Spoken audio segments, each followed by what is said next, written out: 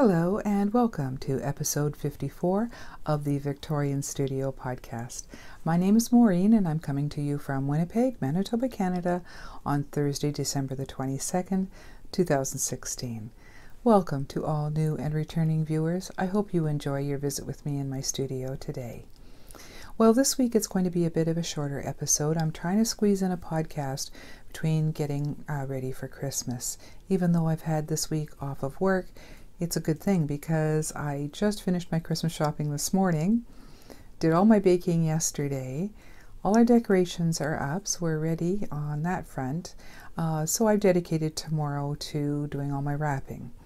So I'm just trying to get in a few minutes here to bring you up to date on what I've been working on, a little bit about the toy cal that's going to be ending soon, and of course speaking more about the upcoming year-long Harry Potter cal that starts on January the 1st. I'm so excited about.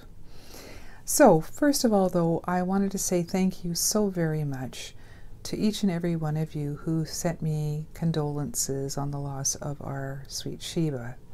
All of the messages on Ravelry, YouTube, and Instagram were so very kind, and I appreciated each and every one. Thank you very much, everyone. So that was very, very sweet.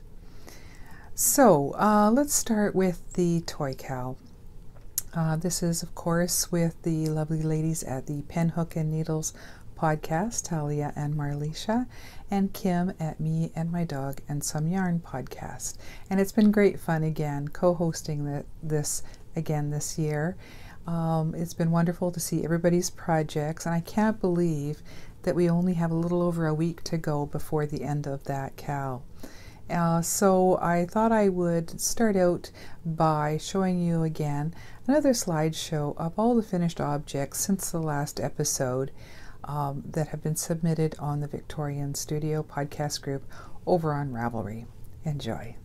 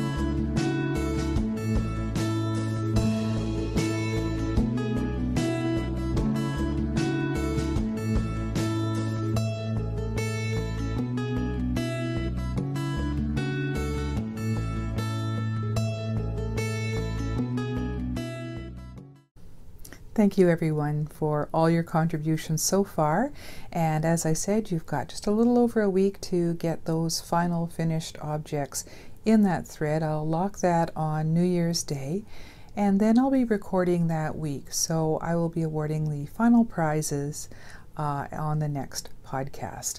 But to quickly review, of course, we've had such wonderful support from two sponsors that helped us out last year and this year. And the first was Caroline over at Ancient Arts Yarns. Again, she has provided 3 skeins of yarn, 3 needle gauges, and also she provided some yarn support for me. So thank you so much, Caroline. It was so very wonderful of you to be so generous, and I'll be announcing the winners of those wonderful prizes, as I said, in the next episode. As well, Stephanie at Stitchcraft Marketing was very sweet to send both yarn support and prizes for the knit along, and the yarn support came in the fashion of the Naturally Nazareth yarn that she sent to us. I used one, and these 2 are up for prizes, and this is wonderful worsted weight yarn that I know the prize winners will really love using. And she also sent this great Notions bag and the awesome Knitter's Pride DPN set. So those are the prizes, the physical prizes that will be awarded on the next episode. And also I'll be awarding the pattern prize for the month of December as well. So if you're finishing up your toys, make sure you get them in by midnight your time. I won't be too stringent on that. Whenever I get to locking the thread on the 1st, I will do that. So just to be safe though, try to get your toy entries in as soon as you can before that thread closes. So again, thank you so much to the lovely ladies at Pinhook and Needles, Kim, Me and My Dog and Some Yarn, Caroline and Stephanie for your support. It's been such a wonderful knit along. I've really, really enjoyed it. And yeah, I'm looking forward to seeing everybody's final projects all in there, and good luck to everyone on the final draw for the prizes. So let's see, I will next talk about what I've been working on in the last couple of weeks. I've been involved, if you've been here before, in the Old Loops Harry Potter knit along over in the Old Loops thread on Ravelry. And for December we had 3 projects that were due by the end of December, and so I have 2 of them completed and 1 I'm still working on, and I hope to get finished by the end of the month. So the first project that I did was a project that you had to make that was going to be a gift to somebody else. So I decided once and for all I was going to try to make hubby some hand knit socks. He's often commented on the ones that I've made myself that they look so comfortable, but I was unsure whether to attempt to make him socks because his toenails are as hard as nails, and I wanted to not put so much work into a big project like that and then just have him tear through them like he does his store-bought socks.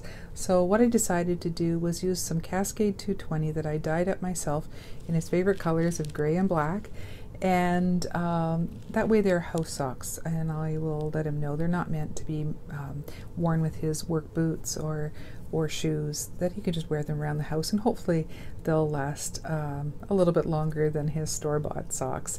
If they don't, well, I still have plenty of yarn left, so I can certainly fix them up if he does go through them. But it was a really interesting knit. They're just a vanilla sock that I made for him, but it was interesting in the fact that they were so much larger than, of course, for my smaller sized foot. So I was glad that I got this project done first. So I just used my vanilla sock pattern for this with a German short row heel, and this is the yarn that I have left. I did them 2 at a time on separate needles, so I'm just going to skein this yarn back up together and keep it just in case I need it for any repair work, or once he's tried them on if they're not the correct size, if they need some adjustment in any way. But I didn't put these on sock blockers because I didn't have some large enough, so I'll just show them to you here. So these are his Christmas socks for hubby, and as I said, they're just the plain stockinette 2x2 rib at the top, a German short row heel, and then just Kitchenered after doing some decreases for the toe. So what I did was I took a sock from his sock drawer and just measured it up against the socks as I went and made sure that they were the same size. So I guess we'll find out on Christmas morning whether these fit or not, and I'll be sure to let you know. But yeah, if these fit and he likes wearing them, then maybe I'll be able to make more socks without being so scared of you know, putting all that work into them, and hopefully he enjoys those for Christmas morning. So that was my first project for the O-loops thread, so that was nice to have that one done.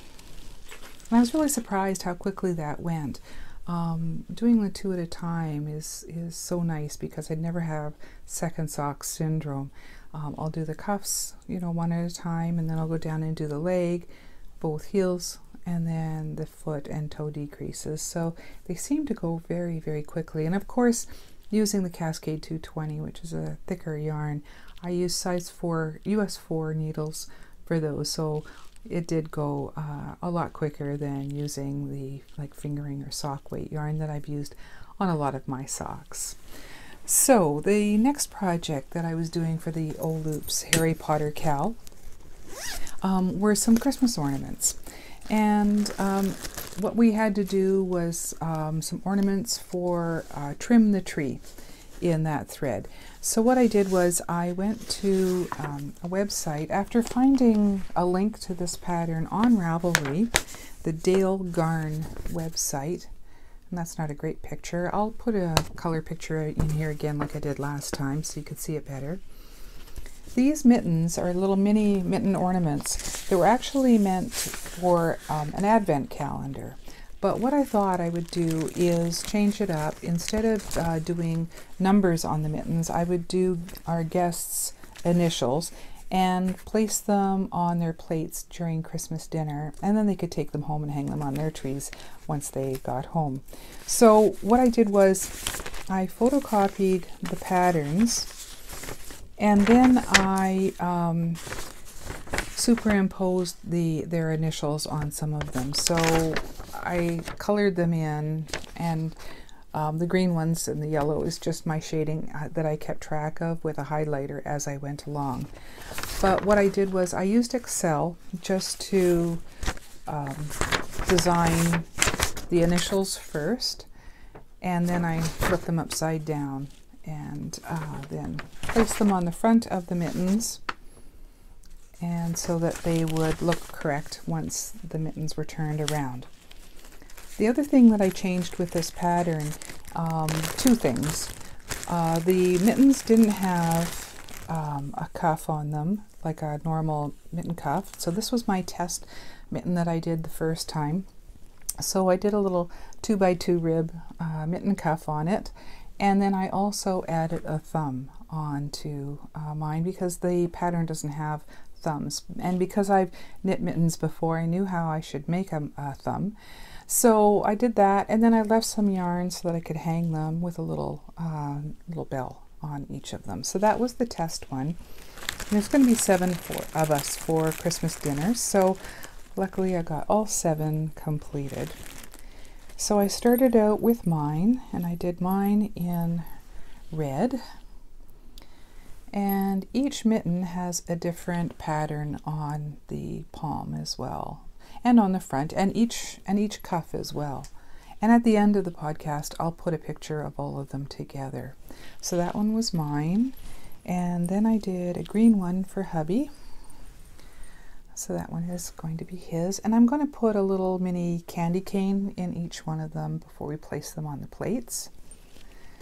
And then I did Daughters, who was also an H. So, and that is the palm of hers. And it's funny, when I did mine and hubby's, I did the thumbs as I would a regular mitten.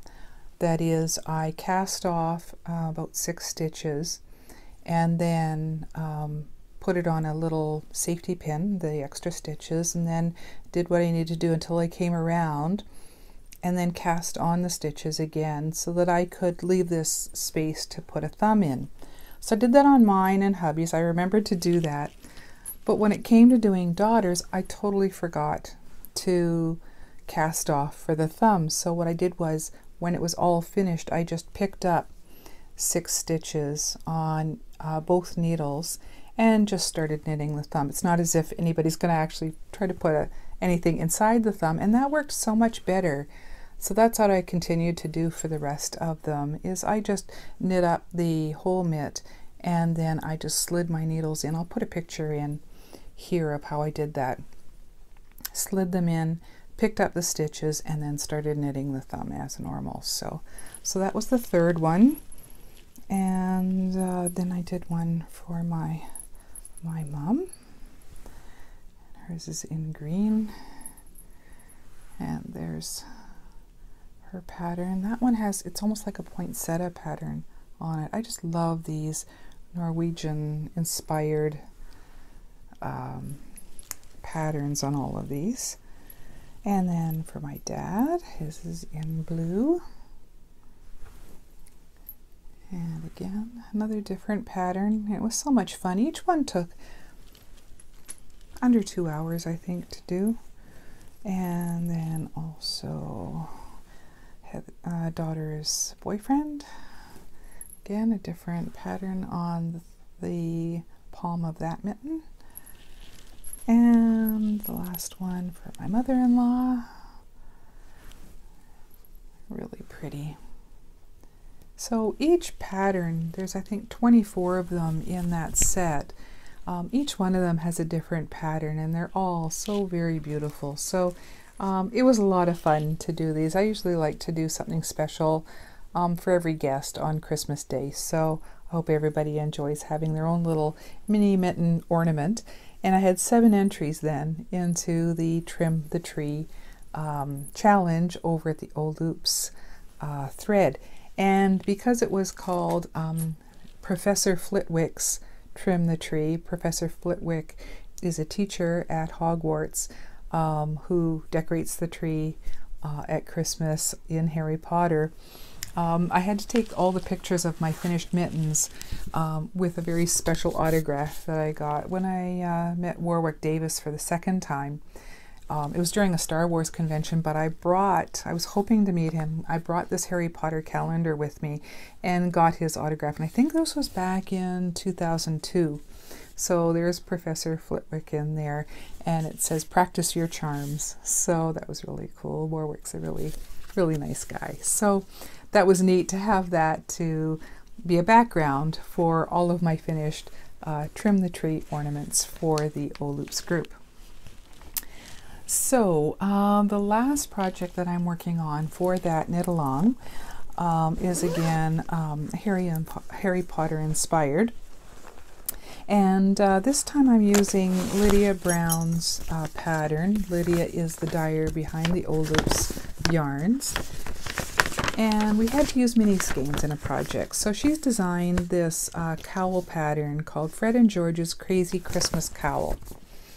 And it's a paid-for pattern on Ravelry. And I had purchased on D-Stash some Old Loops yarn, and I wound it up. It was a mini set, and so we had to use at least 5 colors. So I wound all these balls up so that I could use them one at a time in this cowl. Now, Lydia didn't name this set, but it's a platinum sock, 75% merino, 25% nylon, and it's 694 yards in total. that came in this mini skein set. So this was great. So this is the project that I'm now working on now that I have the other two completed.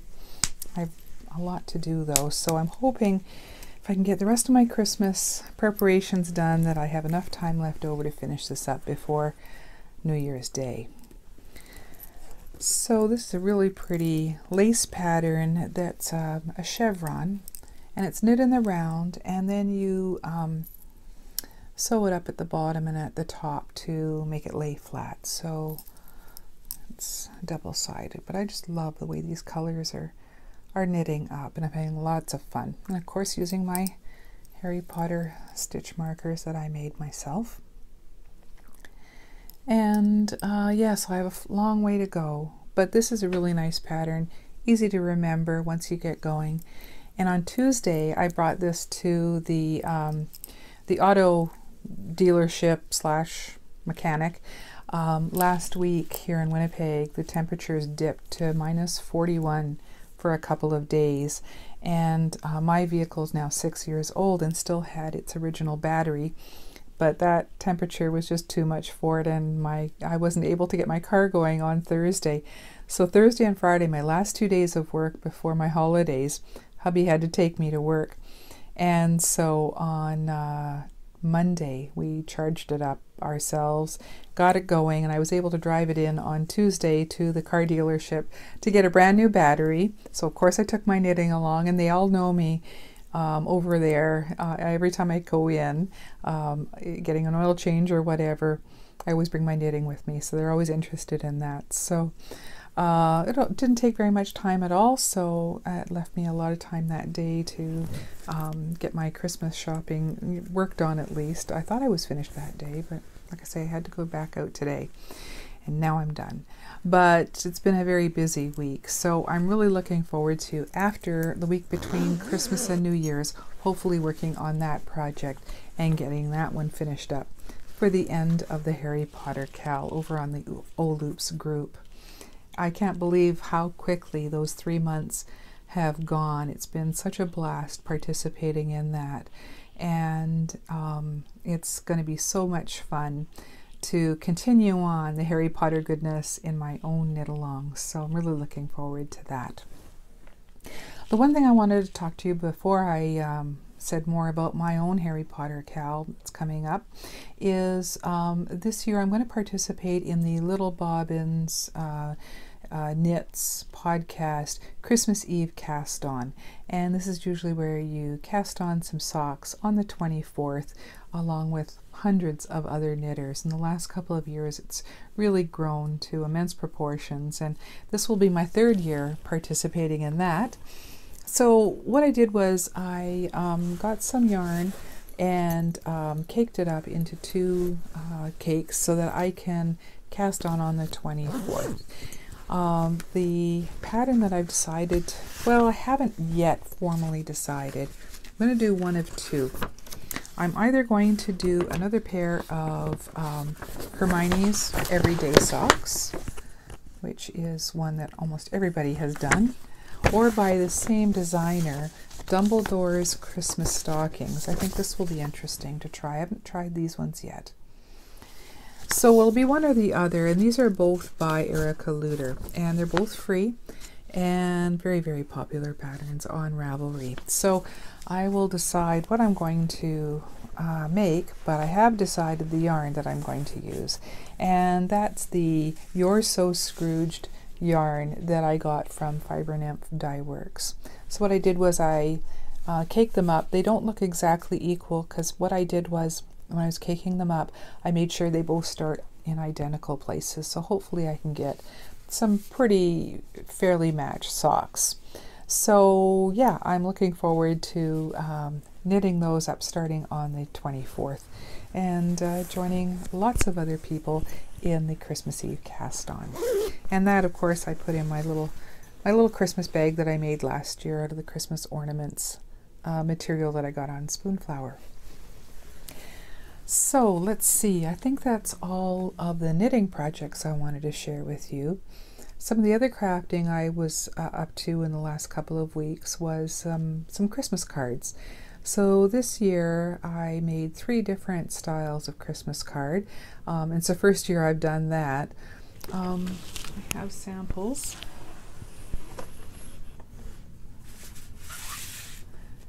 The first Christmas card that I designed and sent out to my fellow participants in the Harry Potter O-Loops group, anybody who wanted to exchange Christmas cards exchanged addresses. So there were about 20 of us that you could either send to 1 or 2 or all 20, and I did send to all 20 of the people on that list. And I wanted to design my own cards, so I designed my own Harry Potter themed card, of course Gryffindor colors. And what I really wanted to do was make my own wax seal, and that's a Gryffindor seal. And this is the seal stamp that I got on Amazon. And it is so cool. It was, it came in like just a couple of days, and I got some sealing wax in both gold and some in burgundy. And it's so easy to use. The sealing wax comes in little candles with their own wicks that you just light, and then I just used, I have some parchment type paper that I use on my desk, and so I just dripped the wax on that and then just pressed the seal down.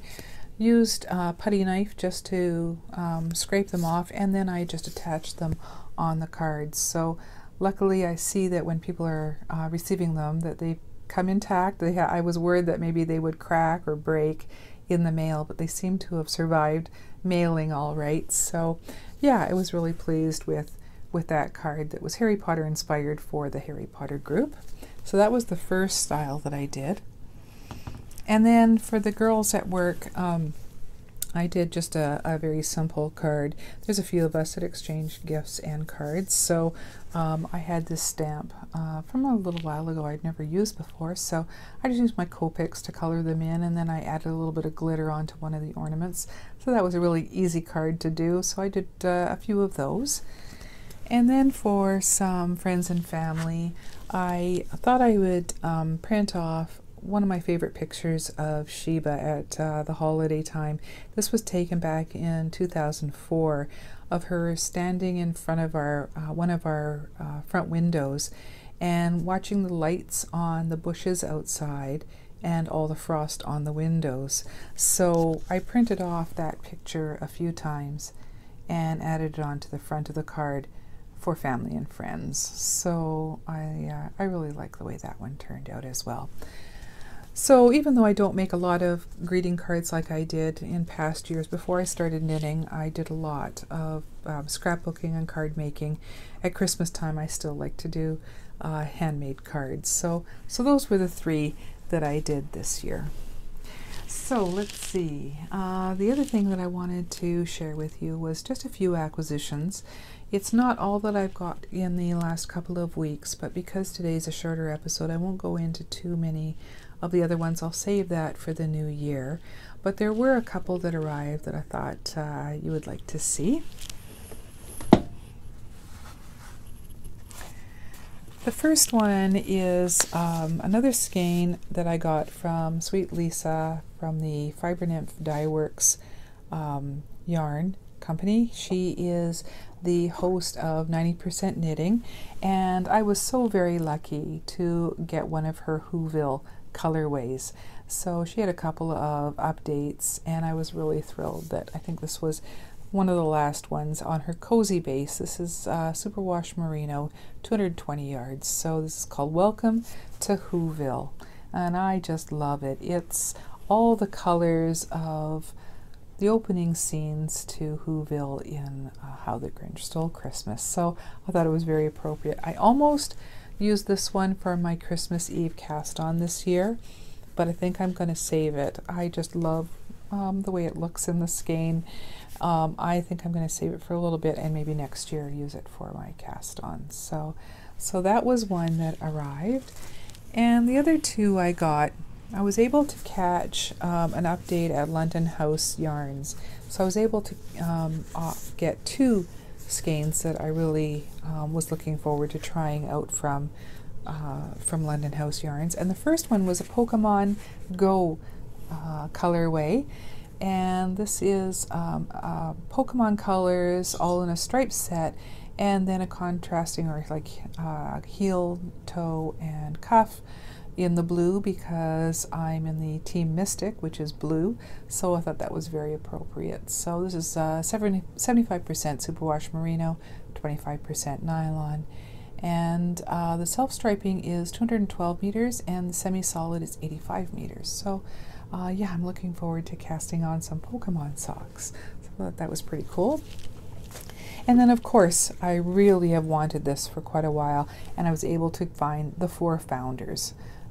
So this is just one of many Harry Potter themed yarns that I've been collecting. So I will share more during the Harry Potter Cal.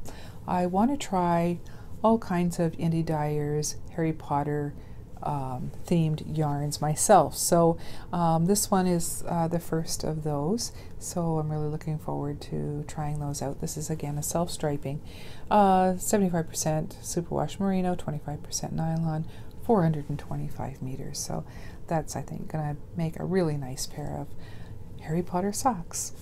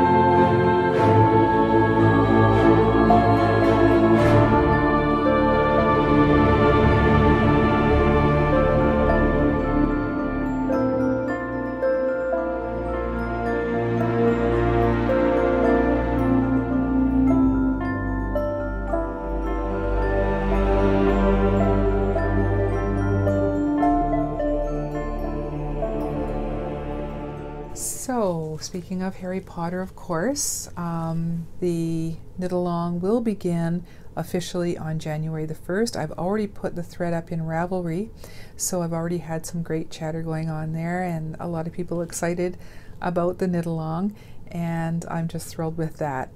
So there's so many characters and mentions of knitting in Harry Potter.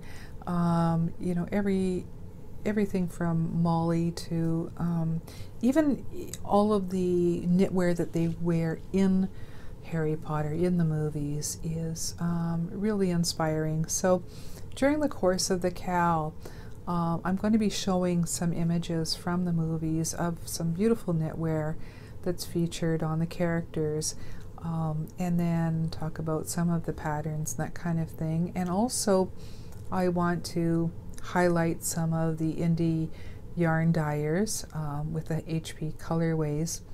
So I'll also be adding to that thread a list of indie dyers, and I'll welcome anybody after I get the initial list up to let me know of additions to that pardon me, so that we can get a great resource.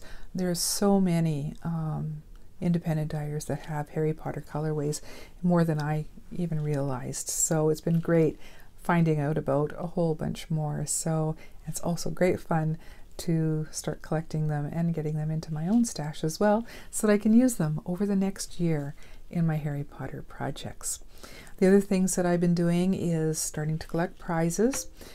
Every month during the knit along, we're going to have prizes, and every 3 months some extra special prizes. So I think it's going to be a wonderful, wonderful time, and this is going to be a great time to do larger projects as well.